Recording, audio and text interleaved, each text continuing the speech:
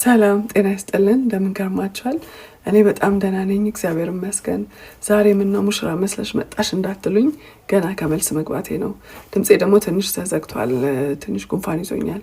ባለፈው ዓመት ሁላችንም እንደምናስታውሰው ግራንድ አበሻ ቢዝነስ ኢቨንት በጀርመን ተዘጋጅቶ ነበር እና እዛ ኢቨንት ላይ ሜላት ፐርፊውምም ተሳትፎ ነበር። እኔ ግን በአንዳንድ አጋጣሚዎች መገኘት አልቻልኩም። በጣም ትልቅ ይቅርታ መጠየቅ ፈልጋለሁ ለሱ። በጣም ደስ የሚል ትልቅ ዜና ይዤላችሁ መጥቻለሁ።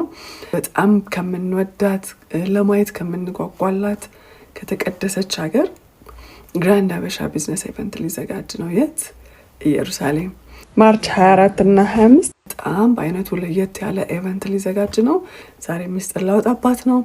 ኤልሲ ይሄን ኢቨንት የምታዘጋጀው ትልቁ አላማዋ ኢትዮጵያዊነትን፣ አንድነትን፣ ህብረትን ለመፍጠር ነው እና ሌሎች ሀገሮች በጣም ይረዳዳሉ፣ እርስ በርስ ሰፖርት ይደራረጋሉ እና ለዛ ነው ትልቅ ቦታ ላይ የሚደርሱት እና ኢትዮጵያም ይሄ ነገር ያስፈልጋታል፣ መረዳዳት አለብን ብላ እንግዲህ ቢዝነስ ውስጥ ያሉ ሰዎችን እያገሩ እያገኘች እዚህ ኢቨንት ላይ እንዲሳተፉ ታደርጋለች እና ኢቨንቱ ላይ መሳተፍ ብቻ ሳይሆን አንዱ ለአንዱ ቢዝነስ መቀየር፣ ከዛ ሼር መደራረግ፣ ከዛ ደግሞ ሰፖርት ተደራርጎ እንዴት ከፍ ማለት እንዳለበት አስባ ነው ይሄን ኢቨንት ስታዘጋጅና እኔ እንግዲህ በጣም ነው የጓጓሁት። ምክንያቱም ኢየሩሳሌምን ለብዙ ዓመት ስመኛት የነበረች ሀገር ናትና አሁን እንግዲህ እግዚአብሔር ፈቅዶ ልመጣ ነው።